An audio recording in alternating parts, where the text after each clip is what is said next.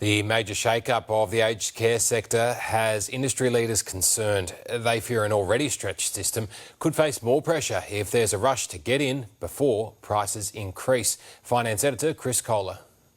A once-in-a-generation overhaul of the aged care sector is underway, but some industry leaders are worried what it'll cost. One thing's for sure, Australians will pay more for residential aged care in the future, whether they can afford it or not. Lou Pascuzzi runs TLC Healthcare. He says residents are already money conscious and asking for reduced rates. 1 out of every 3 residents we're having to do that for now. The sector is floundering, with close to 2/3 of aged care operators running at a loss, and a new 574-page federal plan seeks to fix it, in part by means testing Australians entering aged care, putting more of the cost burden on residents who can afford it. This is an incredibly important piece of work. National Seniors CEO Chris Grice says with millions of people heading for residential care in the next 2 decades, the sector needs to be strong and wait times need to come down. Whatever can be done to make that happen, that's a good outcome. For older Australians, though, there's a lot to think about fast. The clock is now ticking.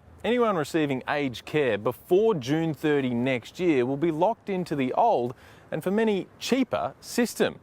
That leaves just over 9 months to consider options, because getting in before that deadline could mean saving thousands. I think there'll be an influx now. Anyone that was sort of thinking about whether they'd enter residential aged care or whether they were ready to enter residential aged care, a significant number of people that will make that move now. Chris Kohler, 9 News.